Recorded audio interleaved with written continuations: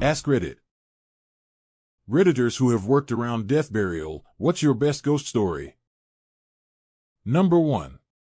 I, 27 male, worked as a groundskeeper at a cemetery for 2 summers in my hometown. About 2,000 people. So everyone kind of knew each other. We were doing a cremation burial for a woman who wanted her ashes with her husband's who had passed in 2014. So we dug the hole where his ashes were and left the box open for the family to do the rest later that day. The sexton and administration left to do some paperwork and told me to hang out for a minute and they'll be back. So I lit a cigarette and sat down with my back against the headstone leaning on it. After a minute or two I heard an old voice say to me, "You shouldn't smoke," and I said, "Yeah, I know." But then it hit me that nobody else was around, so I looked and sure enough nobody was there. So I sit next to the hole, and after I put out my cigarette the voice comes back and asks me, "Are you burying Nora?" The wife and I replied with, "Yes, sir." So then his voice changes from casual to excited, and he starts telling me how happy he is that it's finally happening, and that he doesn't know how long he's been waiting for but feels like 1,000 years. After listening to him for about 5 minutes the family shows up and the voice vanishes.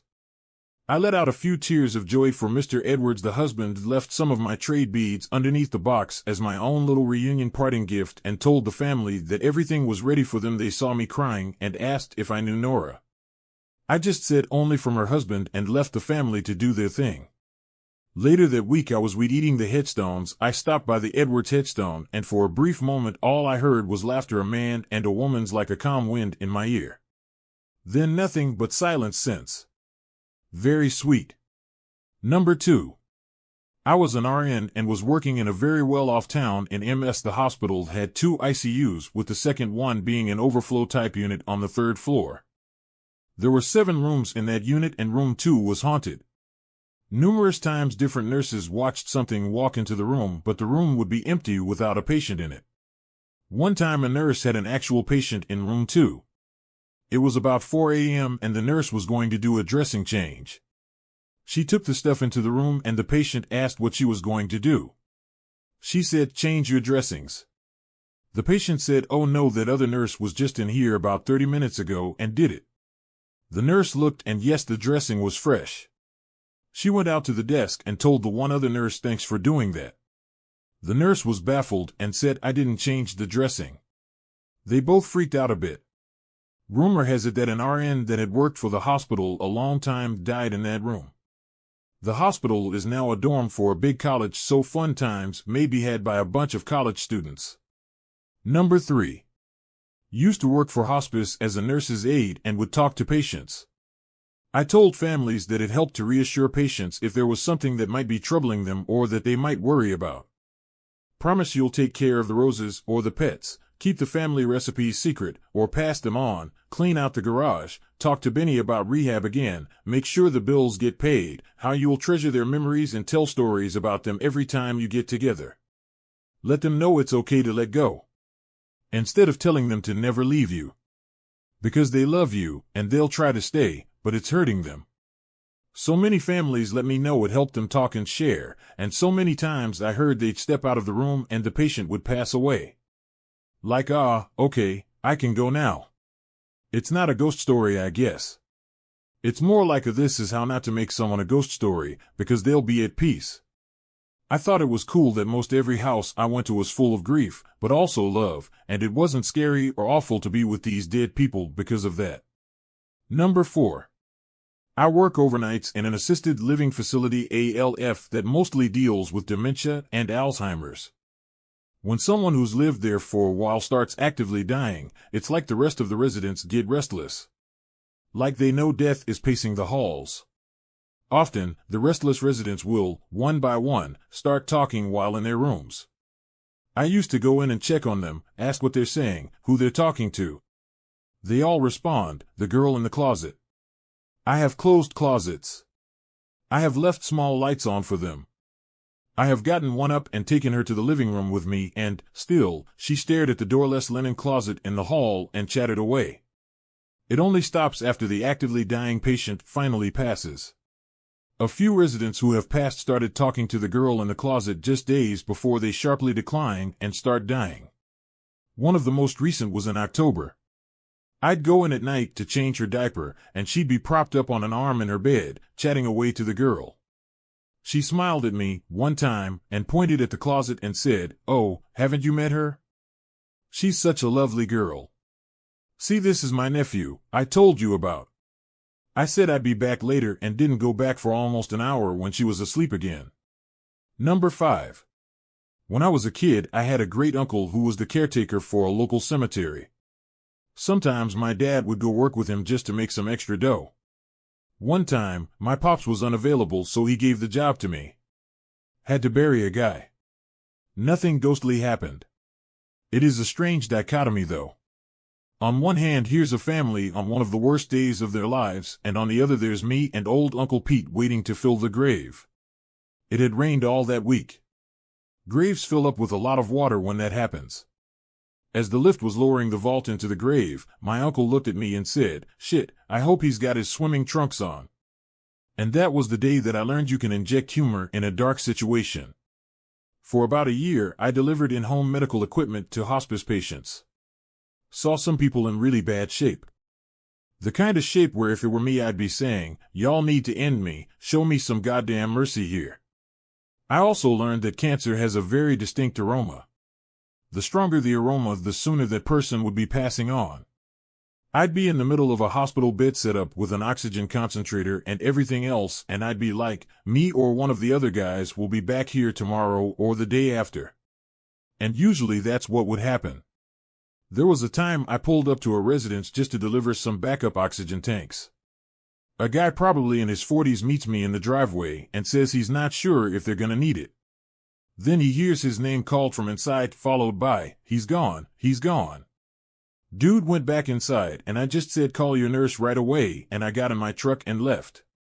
The denial some people fall into is tough sometimes. We would have families that'd be like, "Can you park your truck really far away so nobody in the neighborhood knows we have hospice in here?" Sorry, it's a shitty time, but no, I sure can't do that. The worst were the children cases. Ugh. I remember one kid, he was maybe 11. His room was just plastered with photos, all him with nearly every player on the local NFL team. He had been gifted so many things from that team his room looked like a storefront. I set up his equipment on a Tuesday, and an aide was telling me, obviously they know it's terminal, but they're just looking forward to getting him out of the hospital so he can at least be at home for his last few months. I was back by Friday clearing everything out because the little fellow was home a grand total of like 36 hours before he left. Fucking dagger in the heart. His mother was a complete disaster, walking around the house clutching his framed school photo she had taken off the wall. No ghostly stuff, though. No weird occurrences, no weird noises or anything. Also worked in a hospital when I was younger and would mop and buff the floors in the morgue. The orderlies told me they used to prank new guys by having one of them lay on the table and then jump up at them. Thankfully they never did that to me, haha. Wow, I just rambled way too long. Sorry everybody. Ain't nobody give a good goddamn about your stories, foo. And now you talking to yourself, people gonna think you nuts. Number 6. I'm not in the funeral business, but I was a cop in the 80s. 3 in the morning walking the streets checking business doors to make sure they were locked. A few days before, our only mortuary caught fire and burned. It was basically burned to the ground, but it was still standing. The front door was intact. As I was walking past it, I instinctively checked the door and found it unlocked, so I went in. The entire building was charred black. I could see nothing but black charred wood anywhere. I walked the length of the hall to the sanctuary. What I saw next made me step back a few. In the middle of this charred blackened room, on a small pedestal, was a white crushed velvet child's coffin. It looked like it would hold a toddler. Not one drop of soot was on the coffin. Not a speck. Nada. The entire building was totally destroyed, but here sat this pristine coffin. I turned and left. Number 7. Worked at an old skilled nursing facility. The place was built in 1888. The original place was for women who would sign over their estates to the facility and live out the rest of their lives there. You have to remember that back in the day, women were not allowed to own property, so when their spouse or family died, they would have to move. This building had been around for over 100 years before I started to work there. It still stands, but now it's just executive offices for the administration, and the owners built a new building just down the street from the original building. I was a CNA. The women would die at the facility regularly, as people do in their old age. Before dying, people in one wing would complain about children playing a week prior, always the same two. A boy and a girl, dressed in church clothes, they always said. Then the person who was dying would tell the staff, "I saw the doctor," or "the man with the satchel came to see me." Every single one of them would say this, then they would say, "I'm ready to go now." And they would die within 2 days. When someone died, we would see a woman in early century clothing, with laced-up boots and white towels over her arm. She would go to that room. And that's how we knew they had died. I miss that building. I miss the ghosts. Number 8. I used to work at this very old country club. I think it was built in the late 1800s. There was a really bad natural disaster, and the ballroom-type room became a temporary morgue while they cleaned up the town. I usually was responsible for closing up shop since I was a bartender and would normally be the last one left. Fuck man, did that place gimme me the heebie-jeebies. Nothing outworked ghostly, but many times I'd be leaving the parking lot only to see that lights still on in the barroom, which I swore I had turned off, so the worst part was having to go back in and walk through the dark building to go turn off some lights. Not only that, but the stereo would turn back on all the time. Silverware and dishes would go missing all the time, when you could have swore you had left something in that spot. Overall, great place to work at, but the open secret was this place was haunted as fuck. Number 9. I don't worry around death. But my childhood home and current home are both haunted. Current house is haunted by something almost childlike. Never anything bad happens, but things go missing for a few days and randomly appear in an obvious place you've checked a dozen times. My childhood home was haunted by the ghosts of my maternal grandparents. Primarily my grandpa, but we would occasionally see me grandma too. First experience seeing them was when my sister and I, 7 and 8 at the time, shared a room. We were woken up by our bedroom door opening. We saw the two of them standing there, but my grandma died before my parents got married, and my grandpa died when I was less than a year old. We didn't have pics around the house of them, just artwork they'd painted. We weren't afraid or anything, more annoyed that we were woken up. The next day, we scolded our parents for letting their friends come up and disturb us. They didn't have anyone over, and upon describing them to our parents, my mom started crying. She knew that her dad had been hanging around. After he died, they couldn't find the deed to the house. Literally moved every item out, room by room, going through every nook and cranny. They had cleared out all the items from my grandpa's room, except the TV and stand. While my mom was in the kitchen, the TV in his room turned on. She went and turned it off. Old electronics, you know? She went back to the kitchen to continue what she was doing. A few minutes later, the TV turned back on. This happened a couple more times. Then, the last time she walked in the room, sitting right there in the middle of the room was an envelope containing the deed and other paperwork for the house and some bonds my grandfather had. Number 10. Perhaps I'm too late for this, but figured I'd share the story anyway. So my aunt married a man from a relatively well-off English family who had purchased part of a large mansion house near Myler, Cornwall. As a result, when I was younger we were occasionally invited down to spend a few nights there in the summer. It's a pretty idealistic location, with the house built on the side of a hill facing directly to the sea. As I'll explain, the house used to be a guest house, and has always been described as haunted by members of the local community. At the time of my experience, however, I didn't know the real reason why it was considered haunted, and I only found that out later. During renovations, for example, the builders had claimed to have seen the ghost of a woman in an old-fashioned dress walking down the stairs. Nevertheless, I'd never experienced anything until this happened.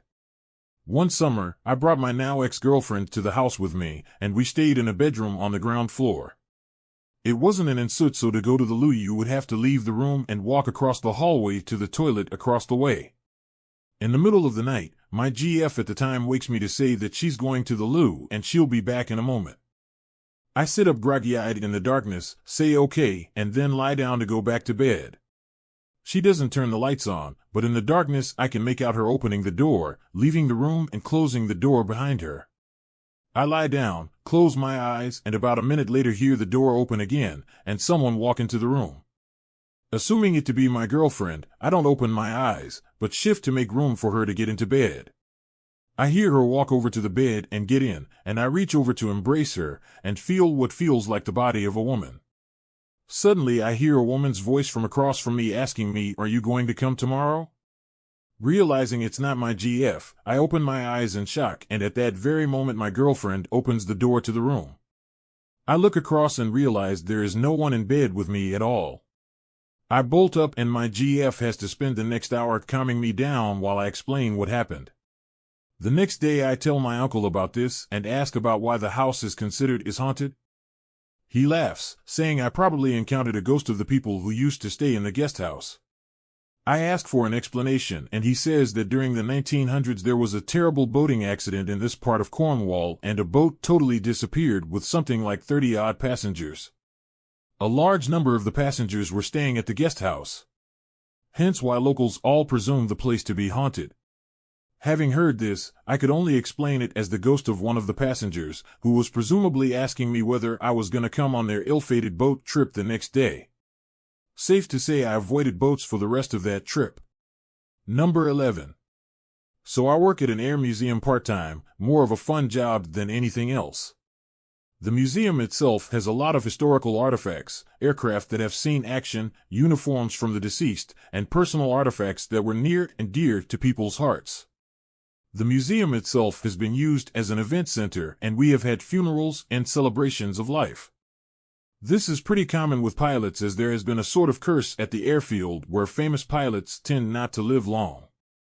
We refer to it as the Klingensmith curse, after a famous female pilot who died in a racing crash and was horribly mistreated by her male associates. Anyways, have had 5 pilots killed in air crashes within 10 years, and the museum held their funerals and still have their aircraft.